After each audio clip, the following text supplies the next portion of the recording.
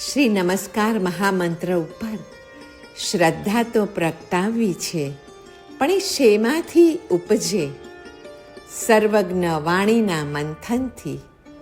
અરે સર્વજ્ઞ વાણીના મંથનથી મળેલ શ્રી નમસ્કાર મહામંત્રની શ્રદ્ધા પરમ ધૃતિને આપે છે. તે ધૃતિ ધારણાને પ્રગટાવે, ધ્યાનને સ્થિર કરે અને ચિત્ત સમાધિના પરમ સુખનો અનુભવ પણ કરાવે છે. નમો અરિહંતાણમ. શ્રી નમસ્કાર મહામંત્ર વડે જ્ઞાનાદિથી એકતાનો અને રાગાદિથી ભિન્નતાનો અનુભવ થાય છે. ઉપયોગમાં એકતારૂપ જ્ઞાન તથા રાગાદિથી ભિન્ન વૈરાગ્ય એવા જ્ઞાન વૈરાગ્ય યુક્ત શુદ્ધાત્માનું અનુભવન થાય છે. તે અનુભવમાં રાગાદિથી ભેદનું જે જ્ઞાન છે ને તે સંવર છે, અને જ્ઞાનાદિથી અભેદનું જે જ્ઞાન છે તે પૂર્વ કર્મની નિર્જરા કરાવે છે. એ રીતે સંવર અને નિર્જરાની દશા પ્રાપ્ત કરાવનાર હોવાથી શ્રી નમસ્કાર મહામંત્રને વિશે લીનતા એ પરમાનંદ રૂપી મોક્ષનો પરમ ઉપાય છે. અને આવું સમ્યક દર્શન થતાં જ આત્મામાં આનંદાનુભૂતિ અને સંવર નિર્જરાની પ્રાપ્તિનો આરંભ થઈ જાય છે. એક અરિહંતનું નામ લીધું એટલે બીજું નામ પછી લેવાનું રહેતું જ નથી. અરિહંત નામમાં રહેલી આ અદ્વૈતની ખૂબી કોઈ વિરલા જ જાણે છે. એ ગમ્મી પૂઈએ સવ્વે તે પૂયા હોંતી. એકને પૂજવાથી સર્વ પૂજાયેલા થાય છે.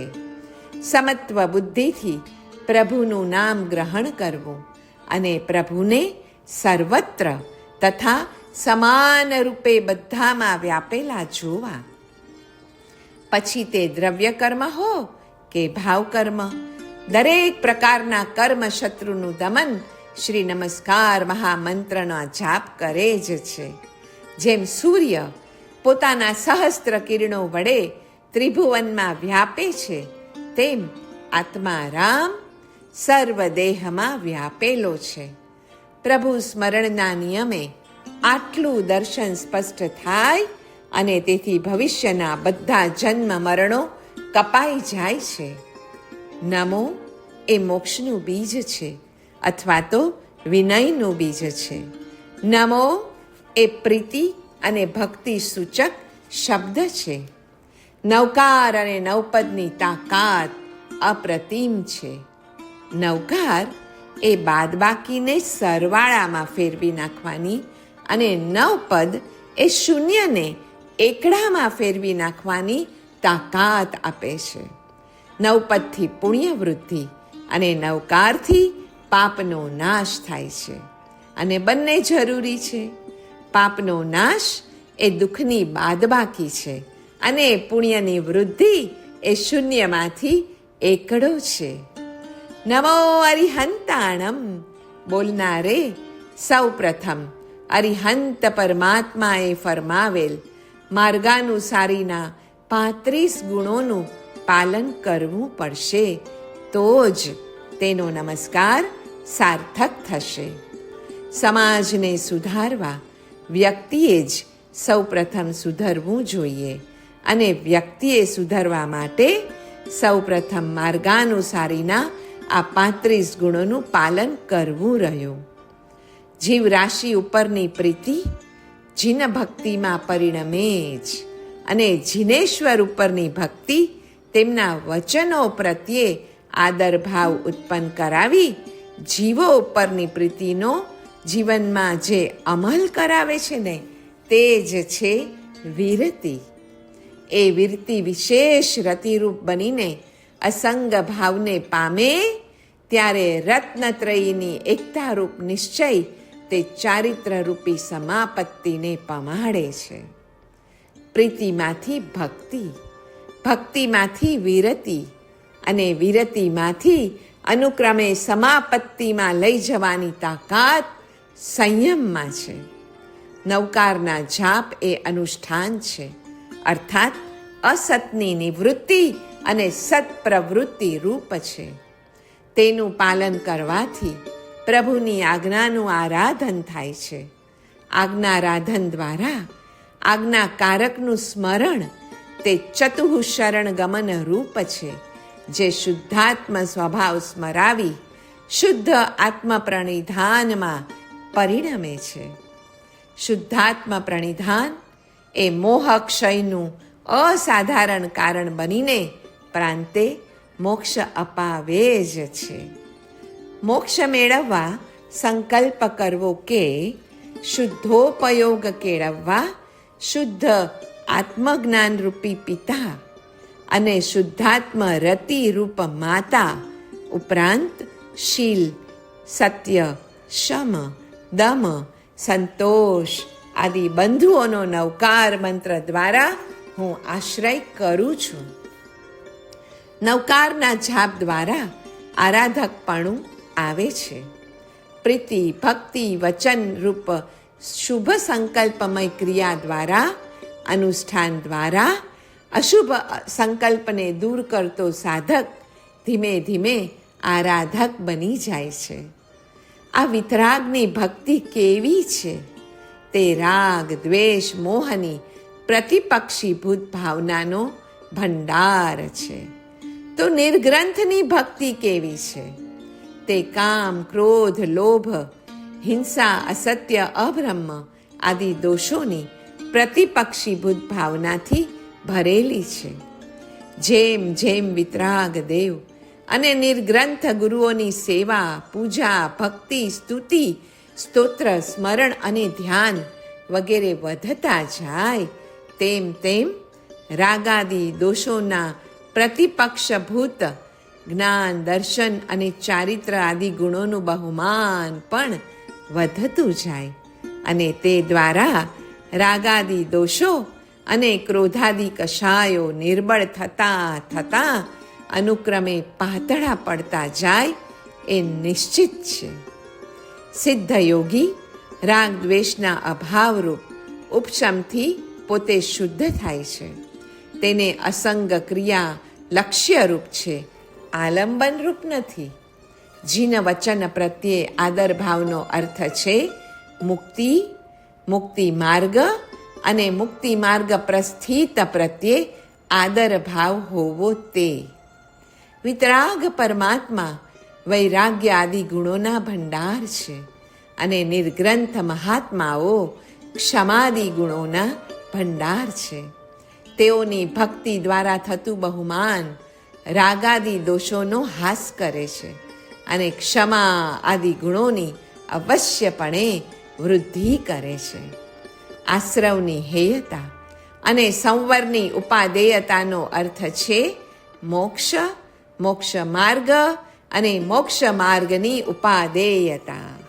તેનું જ તો બીજું નામ છે પંચ પરમેષ્ઠી નમસ્કાર. પરિણામ વિશુદ્ધિનો હેતુ છે પરમેષ્ઠી પ્રત્યે નમસ્કાર ભાવ.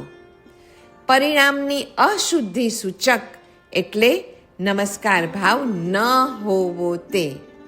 પરિણામની અશુદ્ધિ એટલે ઈર્ષ્યા, અસૂયા, દ્વેષ, અમર્ષ આદિ ભાવો. પરિણામની વિશુદ્ધિ એટલે મૈત્રી, પ્રમોદ, કરુણા, માધ્યસ્થ ભાવ આદિ. પરમેષ્ઠી નમસ્કાર મૈત્ર્યાદિ ભાવ પોષક તથા અનમસ્કાર ઈર્ષ્યાદિ ભાવ પોષક છે. તેથી જ નમસ્કાર ભાવ કેળવવામાં જ આપણું આત્મહિત છુપાયેલું છે અને અહિતથી પૂર્ણપણે રક્ષણ છે. નવકાર દ્વારા પુણ્ય સંચય અને પાપ ક્ષય અચૂકપણે થાય જ છે. નમસ્કાર ભાવ વિનાનો ધર્મ એ નામ માત્રનો ધર્મ છે. આત્મહિતકારી ધર્મનો પ્રારંભ જ નમસ્કાર ભાવથી થાય છે. 4 ભાવનાઓથી ભરેલા 5 પરમેષ્ઠી ભગવંતોને નમસ્કાર કરવાથી 18 પાપનો નાશ થાય જ અને 9 પ્રકારના પુણ્યની પ્રાપ્તિ પણ થાય જ છે. પુણ્યની વૃદ્ધિ તથા પાપક્ષય વડે તથા ભવ્યત્વ ભાવનો વિકાસ થાય અને સહજ મલનો હાસ થાય છે. તેથી બીજા જીવો નિમિત્તે થતા અહિતથી બચીને હિત સધાય અને તેમના અહિતમાં નિમિત્ત બનતા આપણાથી બચી જવાય છે. ઉપરાંત તેમના હિતમાં નિમિત્ત બનાય છે. તેથી અષ્ટકર્મનો ક્ષય અને નવ ચતુષ્ટયની પ્રાપ્તિ પણ થઈ જાય છે. સહવું તે જ્ઞાન, તે જ તપ, જપ અને પૂજન, કેમ કે સહેવામાં જ પ્રભુની આજ્ઞાનું બહુમાન છે. એકવાર સહેવા માંડીએ છીએ પછી ક્રોધ આવતો નથી. સહન કરીએ એટલે ક્રોધ નામના અવગુણને જવું જ પડે. નમસ્કારમાં ધર્મની સુખદાયકતા છે. કર્મની સુખદાયકતાનો વિચાર તેમાં અનુસ્યુત હોવાથી પરિણામ વિશુદ્ધિજનક આવે છે. પણ પરમેષ્ઠી નમસ્કારનું મહાત્મ્ય એનાથી પણ ઘણું અધિક છે. સમષ્ટિ ભાવ અથવા તો અંતરાત્મ ભાવ દ્વારા વ્યષ્ટિ ભાવ કે બહિરાત્મ ભાવનો ત્યાગ થાય છે અને પરમેષ્ઠી ભાવ કે પરમાત્મા ભાવનો સ્વીકાર થાય છે. પરમેષ્ઠી નમસ્કાર એ અંતરાત્મ ભાવ છે અને એટલે તે બહિરાત્મ ભાવના ત્યાગમાં પરમાત્મા ભાવના સ્વીકારમાં પરિણમે છે. પરમેષ્ઠી નમસ્કાર એ મધ્યસ્થ પરિણતિરૂપ હોવાથી અયોગ્ય પ્રત્યેની મમત્વ બુદ્ધિ છોડાવી દે છે અને યોગ્ય પ્રત્યે આદર ભાવ આવવાથી સમત્વ બુદ્ધિ વિકસાવે છે. પરમેષ્ઠી નમસ્કાર કથમચિત મનોગુપ્તિ રૂપ છે, કેમ કે એ આર્ત રૌદ્ર ભાવનો ત્યાગ અને ધર્મ શુક્લ ધ્યાનનો આદર કરાવે છે. પરમેષ્ઠીને નમસ્કાર એ ન્યાય બુદ્ધિ રૂપ છે. તે હેય પ્રત્યે આદર બુદ્ધિને છોડાવે છે. ઉપાદેય પ્રત્યે આદર બુદ્ધિ ઉત્પન્ન કરાવે છે. આત્માને અહિતકારી તત્વો પ્રત્યે મમ ભાવનો ત્યાગ કરાવે છે. આત્મહિતકારી તત્વો પ્રત્યે મમ ભાવને જગાડે છે. હિતકર પ્રત્યે ઉપેક્ષા છોડાવે છે. અહિતકરની અપેક્ષા મૂળથી મટાડે છે અને હિતાહિતનો વિવેક કરાવી જ્ઞાનને સમ્યક બનાવે છે. એટલે જ સમ્યક જ્ઞાન અને ન્યાય બુદ્ધિ પરસ્પર પર્યાયવાચી છે. 14 પૂર્વનો સાર નવકાર. પરમેશથી ભગવંતોના બહુમાનવાળો આત્મા બહુમાન વડે કથનચિત અભિન્ન ભાવને પામેલા નિજ આત્માને 14 પૂર્વ પ્રશંસે છે, જેને પંચ પરમેષ્ઠી માટે બહુમાન છે. 14 પૂર્વનો સાર એટલે દ્વાદશાંગનો સાર અને દ્વાદશાંગ એટલે 3 લોકનો સાર. નવકાર એ કોન્સ્ટિટ્યુશનલી કરેક્ટ છે. નવકાર એ પોલિટિકલી પરફેક્ટ છે. નવકાર એ ઇકોનોમિકલી એફિશિયન્ટ છે. નવકાર એ સ્પિરિચ્યુઅલી સુપ્રીમ છે. ઈચ્છા એ વિકૃતિ, ઈચ્છાની શાંતિ એ પ્રકૃતિ અને નમસ્કૃતિ એ સંસ્કૃતિ છે. નવકાર કહે છે, જો તમારા આત્માનું કલ્યાણ કરવું હોય તો સંસારથી નિરપેક્ષ રહો અને તટસ્થપણે જ્ઞાતા દ્રષ્ટા બનીને જીવો. તો નવકારનું આપણે માનવું જ રહ્યું. સમતોલ બનવું છે તો નવકારનું ધ્યાન કરીએ, કારણ કે આત્મચિંતન અને નવકારનું ધ્યાન માણસને સ્વસ્થ, સમતોલ, સ્થિર બુદ્ધિ અને શાણપણવાળો બનાવે છે. આવું બનવાથી ચિત્તની શાંતિ, બૌદ્ધિક પ્રતિભા, મનોબળ વગેરે વધે છે અને છેવટે આત્મસ્થિત બની રહેવાનું બળ આપણને પ્રાપ્ત થાય છે. સાધના માર્ગમાં ધીરજની ઘણી જ જરૂર રહે જ છે. ધીમી પણ ચોક્કસ પ્રગતિ થાય એ જ મોટી વાત સમજવાની છે. ત્રણેય જગત પરમેશથી બહુમાનવાળા આત્માની હેઠ છે. જાણનારની હયાતીમાં જ ત્રણ જગતનું જ્ઞાન છે, એટલે તે જ્ઞાનનો સ્વામી આત્મા એ જ ત્રણ જગતનો પરમાર્થથી સ્વામી છે.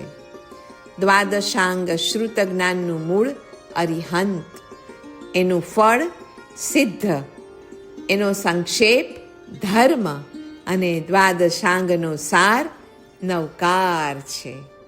નવકારનું મૂળ અરિહંત, અરિહંત અરિહંત, એનું ફળ સિદ્ધ, હેતુ રત્નત્રયી એટલે કે જ્ઞાન, દર્શન અને ચારિત્ર, તથા નવકારનું સ્વરૂપ છે પ્રીતિ, ભક્તિ, હેતુ, વચન અને અસંગ. નવકારનું મૂળ તીર્થ છે તીર્થપતિ, અને નવકારનું ફળ છે નિર્વાણ અર્થાત મોક્ષનું સુખ. નવકાર મંત્ર એ ભૂમા છે, વિશાળ છે. જે અલ્પ છે ને એ સુખ નથી, જે વિશાળ છે, વ્યાપક છે, ભૂમા છે, તે સુખ છે. વ્યાપકતાનો અનુભવ એટલે સ્વયંથી અલગ બીજું કાંઈ છે જ નહીં એવી અનુભૂતિ. નવકાર વડે ગુરુત્વાકર્ષણના ક્ષેત્રમાં આપણું આવવાનું થાય છે. ગુરુમાં ગૌરવ છે, ગરિમા છે, ગુરુત્વ છે, અને જ્યાં ગુરુત્વ હોય ત્યાં ગુરુત્વાકર્ષણ રહેવાનું જ.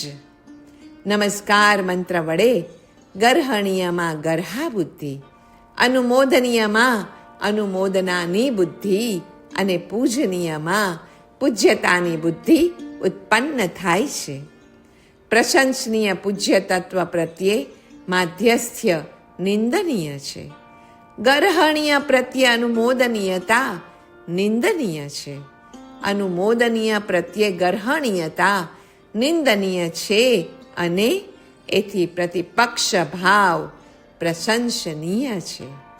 અનાદિ ભવ ભ્રમણનું મૂળ ભવ, ભવમાર્ગ અને તેમાં સ્થિત પ્રત્યે સહકારિતા છે, તથા મુક્તિ, મુક્તિમાર્ગ અને મુક્તિમાર્ગ સ્થિત પ્રત્યે અસહકારિતા છે, જે નમસ્કાર વડે દૂરે થાય છે. ચાર મંગળ વડે ચાર કશાયનો જય થાય છે. ષડ આવશ્યકમાં નવકાર વડે શ્રુતબોધ થાય.